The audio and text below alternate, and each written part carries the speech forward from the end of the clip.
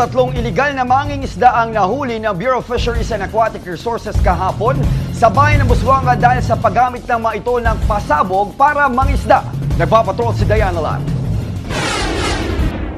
Nahuli ng Quick Response Team ng Bureau of Fisheries and Aquatic Resources ang 23 mangingisda sa Calahon Island, Busuanga, Palawan, alas 9:30 ng umaga kahapon.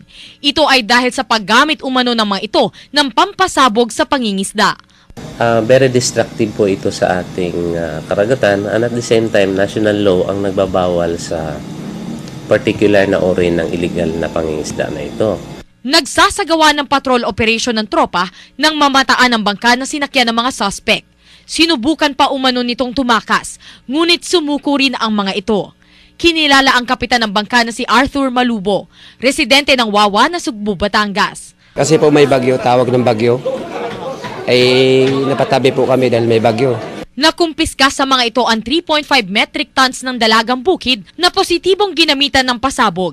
Ayon sa BFAR, Agosto 1 ay nahuli rin ang 19 na mangingisda sa bayan naman ng Coron at galing din naman ito sa Wawa na Sugbo, Batangas. Yung mga tao ngayon ay na-charge po natin sila ng violation ng Section 92, Paragraph 1 ng RA 10654 na nag-a-amend sa batas ng pangisdaan, yung RA 8550, particularly doon sa Section 88, Paragraph 3.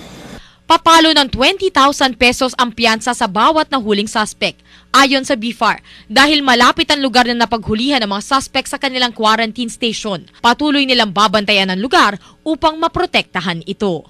Diana Lat, ABS-CBN News, Palawan.